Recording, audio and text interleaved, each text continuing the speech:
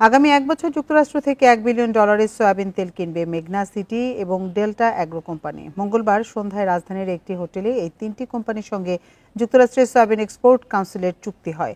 যুক্তরাষ্ট্রের charge the affairs জানায়, বাংলাদেশের বাজার এখন তাদের জন্য গুরুত্বপূর্ণ গন্তব্য। বলেন, এ চুক্তির ফলে বাংলাদেশে যুক্তরাষ্ট্রের ভোজ্য তেল বিক্রি আগামী বছরে 3 গুণ বৃদ্ধি পাবে, যা দুই দেশের অর্থনৈতিক সম্পর্ককে আরও দৃঢ় করবে।